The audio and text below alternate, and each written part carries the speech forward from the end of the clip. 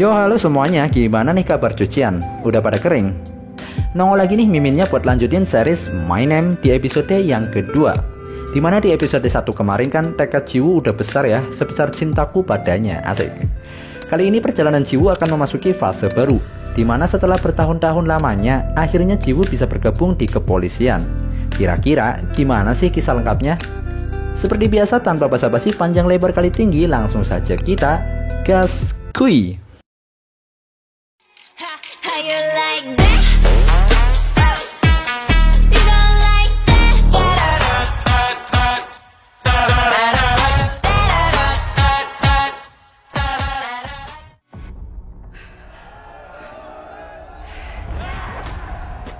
Melanjutkan episode kemarin, akhirnya Jiwoo dan Gang Jae buy one di tengah arena.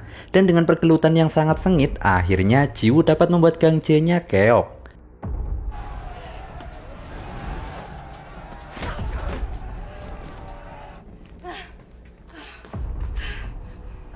Dengan sempoyongan kayak orang habis ngelem gitu ya, Jiwoo dinobatkan sebagai juaranya. Dan Choi Moo-jin dengan bangga mengangkat tangan Jiwoo yang diiringi sorakan dari semua orang.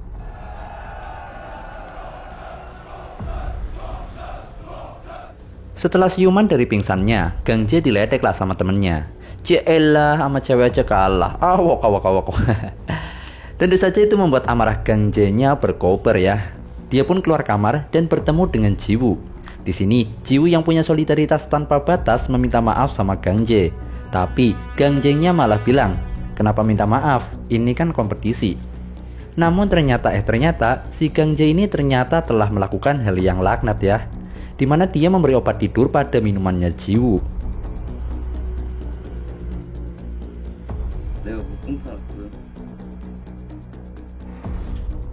Di mana Jiwoo yang bodinya pada pegel karena belum minum jamu peklinu komplit ya, akhirnya meminumnya. Hingga akhirnya bodi mulai oleng, pandangan mulai kabur-kaburan, akhirnya terkapar setengah sadar. Gang Jae dan temannya bersilaturahmi ke kamarnya Jiwoo dengan oleh-oleh otak cabul mereka yang mulai engas melihat Jiwoo yang tak berdaya. Saat temannya Gang Jae, siapa inilah? Kita sebut aja Mas Gondrong ya. Saat Mas Gondrong mau memulai aksinya, Jiwoo dengan sisa tenaga seadanya coba melawan. Hingga akhirnya Mas Gondrongnya terpental dong dan menjatuhkan guci abu milik bapaknya Jiwoo. Jiwoo mengambil pecahan guci tersebut hingga tangannya berdarah dan mempertemukannya dengan cacing besar Alaskanya milik Mas Gondrong. Sampai-sampai cacing besar Alaskanya Mas Gondrong nangis darah dong. Gang Jae-nya turun tangan dan coba membunuh Jiwoo. Namun aksinya terhenti karena dia udah ketangkep basah.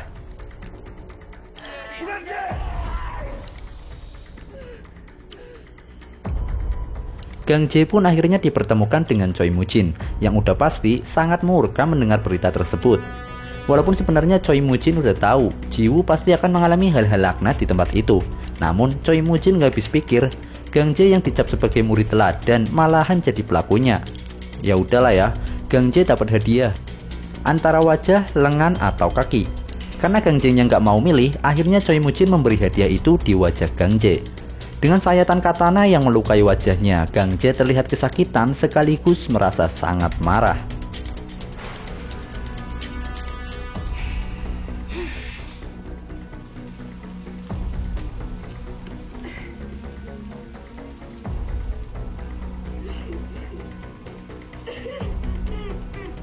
Di tempat lain, Jiwoo-nya lagi mewek, menangisi guci abu bapaknya yang kini telah hancur.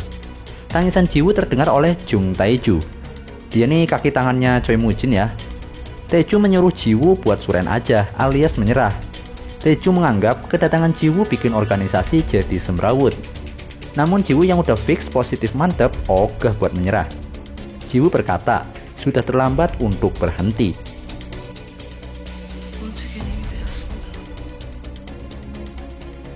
Jiwoo pun menemui Choi Moo-jin di sebuah warung sambil minum-minum apa ini? Anggap aja air putih ya.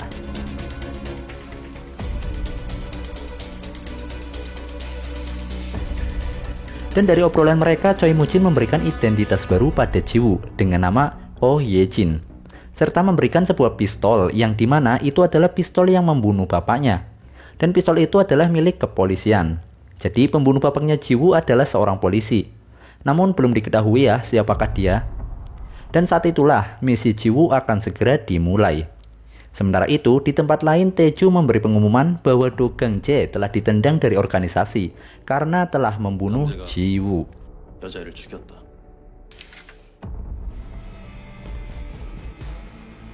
Waktu demi waktu telah berlalu, tahun demi tahun telah terlewati. Dengan identitas barunya, Jiwoo menjelma sebagai seorang yang tangguh yang udah sah dan paten menjadi anggotanya Choi Moo-jin. Dan dengan tampilan barunya yang makin seger membuat miminnya agak kecewa ya. Kenapa dulu kita berpisah? Aduh. Dan pada akhirnya Jiwoo dapat bergabung di kepolisian untuk melancarkan rencananya mencari pembunuh sang bapak. Suatu ketika Jiwoo mendapat tugas menangkap tersangka kriminal kasus pembunuhan, di mana tersangkanya tuh lagi COD narkoboy. Di sebuah klub malam yang udah pasti penghuninya tuh pada nyimeng ya, sakau nggak karuan gitu.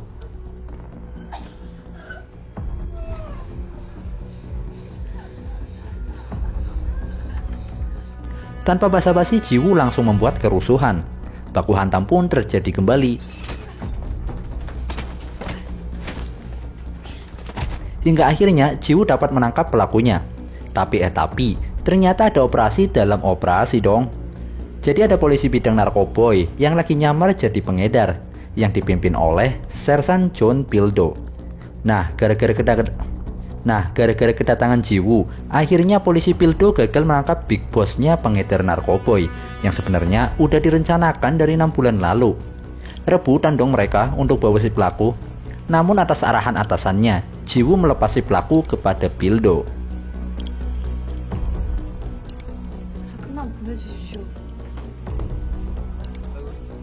Di tempat lain Choi Moo-jin lagi meratakan rekan bisnisnya. Kenapa? Karena udah 10 tahun kerjasama, rekannya malah berkhianat. Bukan Choi Moo-jin namanya kalau tidak sadis dan barbar. Dia memasukkan rekannya ke dalam mobil yang diisi dengan asap yang mengepul. Tentu saja, rekannya akan mati secara perlahan.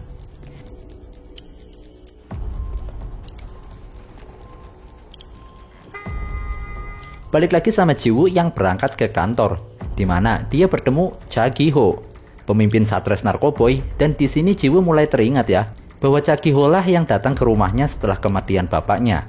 Tapi Jiwoo masih belum yakin apa maksud dan tujuannya. Cha Gi-ho menanyakan kepada Jiwoo, apa alasan Jiwoo daftar di satuan Narkoboy, sampai 2 kali lagi. Jiwoo menjawab dia ingin menangkap seseorang. Namun Jiwoo tidak menjelaskan siapakah orang yang dimaksud.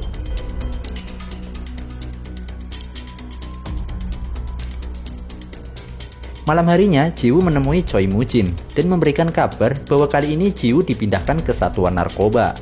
Itu berarti langkahnya semakin dekat untuk menemukan pelaku pembunuh bapaknya. Di situ Choi Moo-jin bercerita pada saat dulu kala, saat ada orang-orang yang coba menghancurkan organisasi, disitulah bapaknya Jiwoo datang sebagai penyelamat. Itulah alasan mengapa mereka begitu dekat.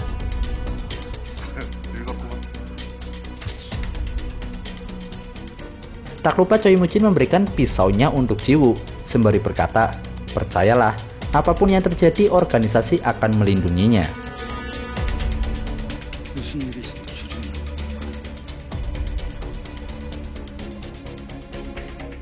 Di sisi lain, Pildo lagi menginterogasi secunguk anak buah pengedar narkoboy.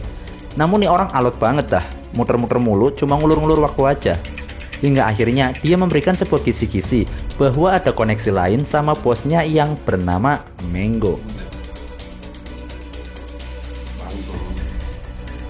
Pildo melihat Jiwoo yang udah berkemas untuk bergabung bersama timnya. Tentu saja mereka nggak akur ya, dari awal ketemu aja udah bentrok. Pildo pun protes lah sama Cha Gi-ho. Tapi ya apa boleh buat.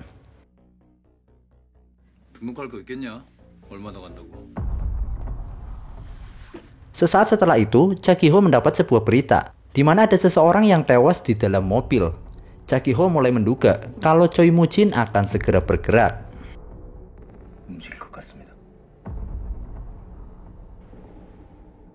Di tempat lain, Choi Moo-jin dapat orderan sebesar 50 miliar won. Bisa buat beli kerupuk 1 kabupaten kayaknya deh. Dan di sini Choi Moo-jin minum teh chamomile yang sebelumnya dia tuh nggak suka saat Jiwoo memberinya. Taeju menghampirinya dan menanyakan apakah Choi Moo-jin masih percaya sama Ji-woo yang udah gabung sama kepolisian narkoba. Kalau Tae-ju mah udah nggak percaya. Namun Choi Moo-jin masih percaya dengan keputusasaannya Ji-woo dan sependapat dengan Tae-ju. Jikalau nih Ji-woo-nya berkhianat, maka Ji-woo harus di-kill. Pildo dan Ji-woo pun gaskui ke markasnya Mango, dan di sini Ji-woo-nya dilepas sendirian dong buat jemput Mango. Namun dengan skill Ji-woo yang udah di-upgrade, solo versus squad pun gas lah. Pildo yang udah gak sabar langsung menyusul Ji-woo. Dia pun terkejut terheran-heran melihat para penjaga yang udah diratakan oleh Ji-woo seorang diri. Hingga akhirnya Mango pun dapat tertangkap oleh Ji-woo.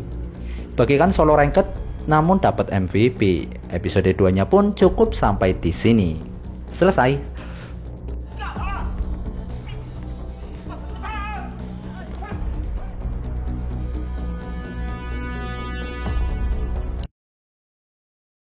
Yos, berakhir sudah untuk episode yang kedua, dimana Ji-woo-nya tampak seger aja ya.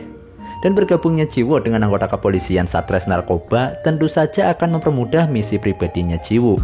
Tapi bakalan dilema sih, karena kan pasti Choi Moo-jin and the gang bakal bentrok dengan posisi Ji-woo yang sekarang menjadi polisi. Patut kita nantikan ya kelanjutan ceritanya. So, tetap stay tune di sini karena episode ketiganya akan hadir di kesempatan berikutnya. Ciao.